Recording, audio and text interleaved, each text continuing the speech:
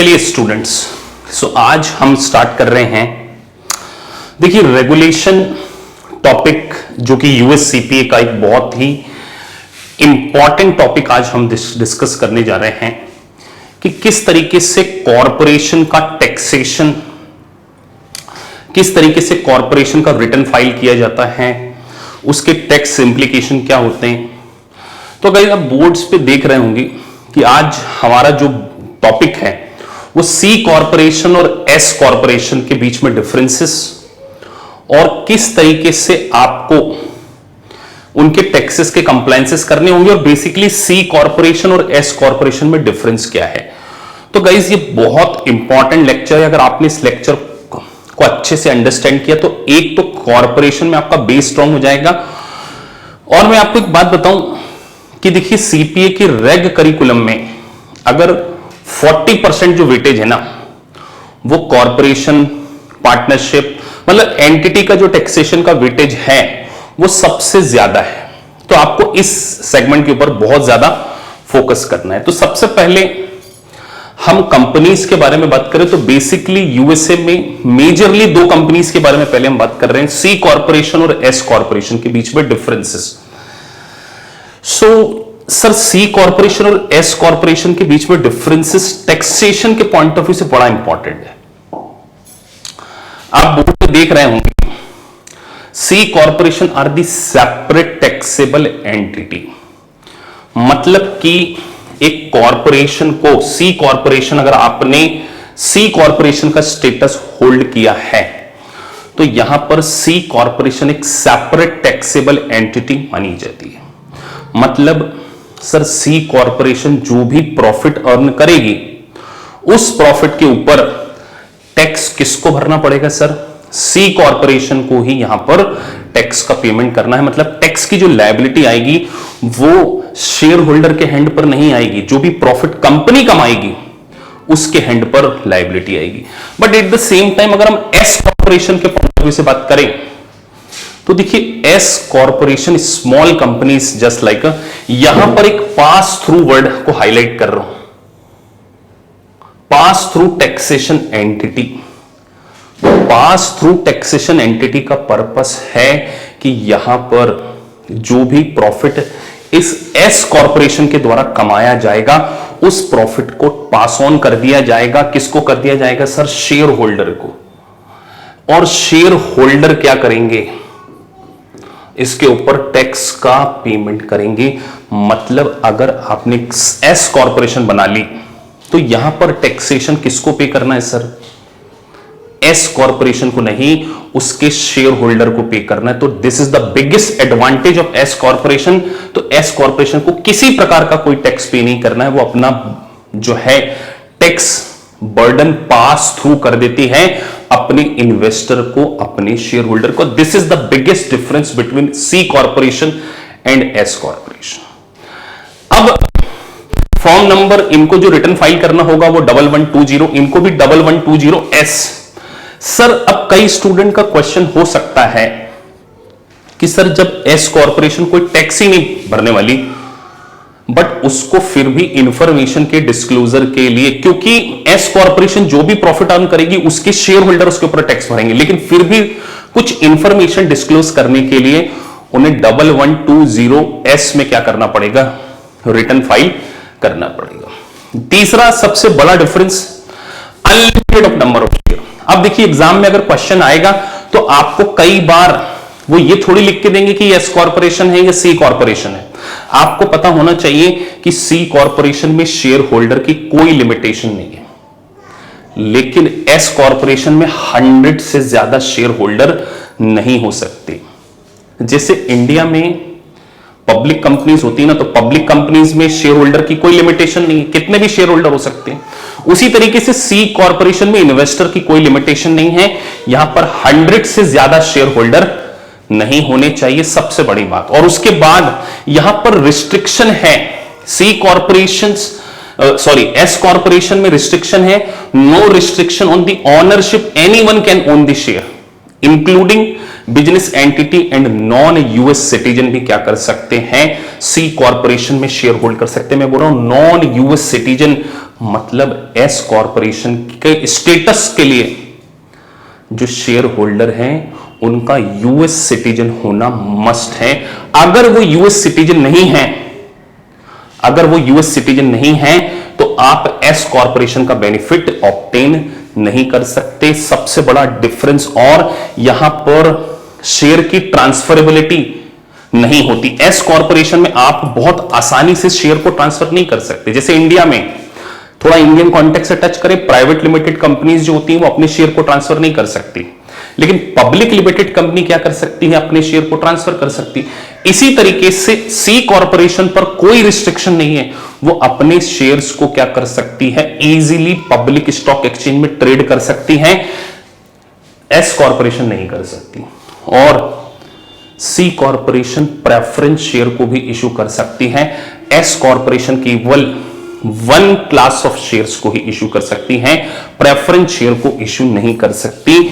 ये छोटे छोटे कुछ डिफरेंसेस हैं जो आपको समझना है, लेकिन सबसे बड़ा जो 2 पॉइंट्स तो आपको याद रखना है, pass through status S corporation के पास है, सी कॉरपोरेशन के पास पास थ्रू स्टेटस नहीं है। Minimum maximum number of share holders कितने हो सकते हैं एस कॉरपोरेशन में, 100। यहां पर कोई लिमिट नहीं है। इजीली ट्रांसफरेबिलिटी, इधर ट्रांसफरेबिलिटी नहीं है। यहां यूएस सिटीजन होना कंपलसरी नहीं है, यहां पर यूएस सिटीजन होना कंपलसरी। इस लेवल तक ही आपसे सीपीए एग्जाम में सी कॉरपोरेशन और एस कॉरपोरेशन में पूछा जाता है। रिटर्न का फॉर्म आपको याद रहेगा 1120 और 1120S। तो ये एक चीजें हम क्या है यहां पर डिस्कस कर रहे हैं। अब बार बार मेरा पूरा फोकस आपको इस बात के ऊपर फोकस करना है कि सर पास थ्रू स्टेटस, तो देखिए पास थ्रू स्टेटस को एक एग्जांपल से समझते हैं। सबसे बढ़िया एडवांटेज पास थ्रू स्टेटस का क्या है, single taxation. Sir single taxation मतलब आप देखिए यहां पर प्रॉफिट किसने कमाया, उस कॉरपोरेशन ने प्रॉफिट अर्न किया, लेकिन उस कॉरपोरेशन को इनकम टैक्स नहीं पे करना है। वो अपना बर्डन किसके ऊपर ट्रांसफर कर रही है, ultimately owner of the company.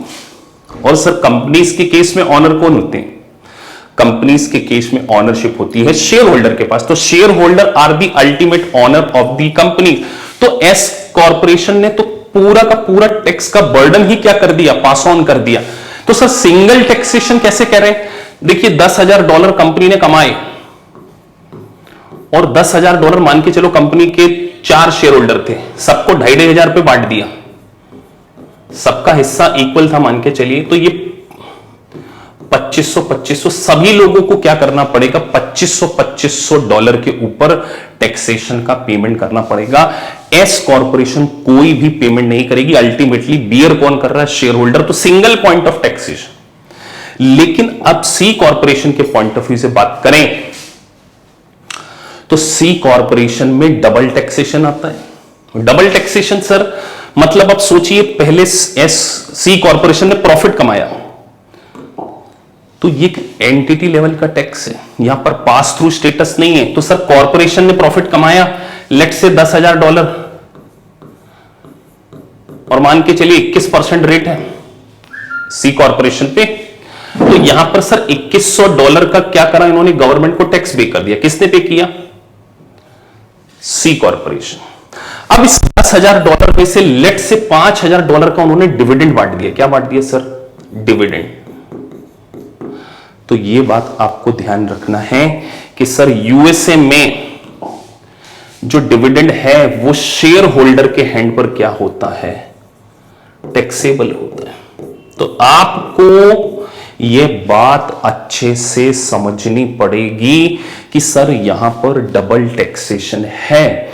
C corporation ने भी टैक्स पे किया और जो डिविडेंड के रूप में शेयर होल्डर को डिस्ट्रीब्यूट कर दिया, उस डिविडेंड के ऊपर शेयर होल्डर ने भी पे किया। तो गवर्नमेंट को एक ही इनकम पर डबल टैक्सेशन मिल गया। This is the biggest disadvantage of a C corporation. But C corporation को एक एडवांटेज भी है कि वो पब्लिक एट लार्ज पे क्या कर सकती है, जा सकती है, शेयर को इशू कर सकती है, इजीली ट्रांसफर। तो बड़ी कॉरपोरेशन जो होगी वो सी कॉरपोरेशन होगी। लेकिन अगर किसी कंपनीज में शेयर होल्डर ही 100 हैं तो वो कॉरपोरेशन क्या होगी, छोटी कॉरपोरेशन होगी।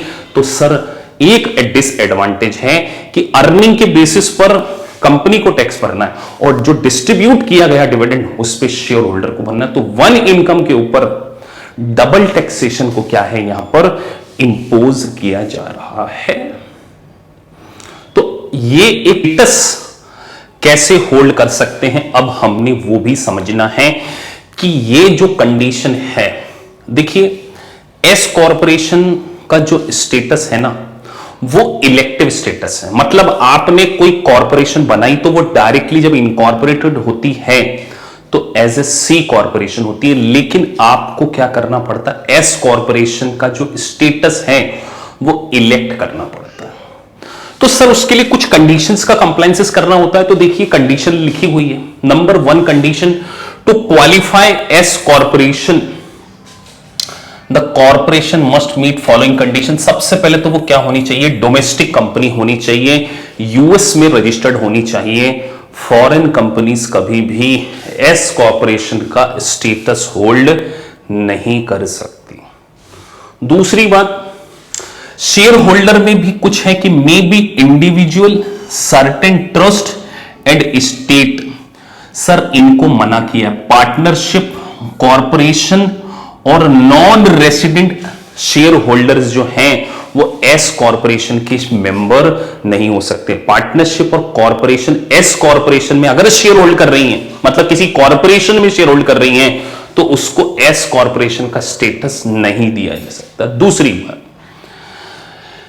100 मेंबर हमने पहले पढ़ा, 100 से ज्यादा मेंबर नहीं हो सकते सर एस कॉरपोरेशन में, और have only 1 class of stock, preference share नहीं इशू कर सकती, केवल 1 क्लास ऑफ स्टॉक होने चाहिए, और not to be ineligible corporation, मतलब आप कुछ इन एलिजिबल कॉरपोरेशन जिसकी लिस्ट दी गई है उसका इनकॉर्पोरेशन एस कॉरपोरेशन के रूप में नहीं कर सकते। जैसे फाइनेंशियल इंस्टीट्यूशन नहीं बना सकते, इंश्योरेंस कंपनीज का इनकॉर्पोरेशन आप एज ए एस कॉरपोरेशन नहीं कर सकते। तो सर जो सबसे ज्यादा पूछे जाने वाली कंडीशन, 100 मेंबर, इंडिविजुअल मेंबर होने चाहिए, पार्टनरशिप और बिजनेस एंटिटी, कंपनी एक दूसरी कंपनी में अगर शेयर होल्ड कर रही है तो वो जिस कंपनी में हम शेयर होल्ड कर रहे हैं वो एस कॉरपोरेशन नहीं हो सकती, और एस कॉरपोरेशन का स्टेटस जो है आपको इलेक्ट करना पड़ता है। इसके लिए आपको एक फॉर्म फाइल करना पड़ता है जिस फॉर्म का नाम है 2553। इस 2553 को ही आप क्या करेंगे, फाइल कर इस स्टेटस को क्या कर सकते हैं, होल्ड कर सकते हैं। तो कब करना पड़ेगा सर, तो डेट पूछ ली जाती है, with in 2 month and 15 days after beginning of the tax year. इसका मतलब सर हमारा टैक्स ईयर जो है जनवरी में स्टार्ट होता है, तो आपको 15 मार्च तक क्या करना पड़ेगा, इस ऑप्शन को ऑप्ट कर लेना चाहिए कि आप एस कॉरपोरेशन का क्या करना चाहते हैं, इन कॉरपोरेशन। तो कई बार बच्चे कंफ्यूज हो जाते हैं। 2553 एक इलेक्शन का फॉर्म है, इलेक्शन फॉर्म है, ये रिटर्न फॉर्म नहीं है। रिटर्न फाइल करने के लिए मैंने आपको बताया आपको 1120 फाइल करना पड़ेगा, और इसकी जो डेट है वो आपकी होगी 15 अप्रैल। मतलब रिटर्न जो फाइल करना है आपको वो 31 दिसंबर आपका ईयर एंड होता है ना, उसके बाद 15 अप्रैल तक आपको क्या करना पड़ता है, तो रिटर्न आप फाइल करेंगे 1120S में। इलेक्शन 2553 फॉर्म में आप क्या करेंगे, ऑप्ट करेंगे। और मैंने आपको बताया कि सर सी कॉरपोरेशन, जैसे ही आप कॉरपोरेशन बनाते हैं सी कॉरपोरेशन का एग्जिस्टेंस हो जाता है, और सी कॉरपोरेशन जो अपना रिटर्न फाइल करती है वो 1120 में करती है, उनको 15 अप्रैल तक आपका अपना रिटर्न फाइल करना होता है। तो आप देखिए 1120 is a form for C corporation and 1120S is a form for S corporation. तो सर ये बेसिक्स को समझे बिना आप सी कॉरपोरेशन और एस कॉरपोरेशन के बीच में डिफरेंशिएट नहीं कर पाएंगे, ये वेरी वेरी इंपॉर्टेंट है। अब हम सी कॉरपोरेशन के ऑफिशियली लेक्चर को स्टार्ट करेंगे, उसकी इनकम का कैलकुलेशन, सारी की सारी चीजें हम पहले सी कॉरपोरेशन से स्टार्ट करेंगे, then we will move on कि उसका कंप्यूटेशन, उसके ऊपर कैपिटल गेन। मतलब सी कॉरपोरेशन और एस कॉरपोरेशन को आपने बच्चों इतना मजबूत और इतना स्ट्रांग कर लेना है कि यूएस सीपीए का जो रेगुलेशन उसमें जो 40% पोर्शन है वो एंटिटी के ऊपर है। तो मैं हमेशा बोलता हूं कि उस 40% पोर्शन वो इंडिविजुअल और एंटिटी का कॉन्सेप्ट समझ लीजिए प्लस बिजनेस लॉ पढ़ लीजिए। 80% पोर्शन अच्छा मजबूत कर लिया, रेगुलेशन आपका 100% बाहर होगा। चलिए तो आप आगे बढ़ते हैं।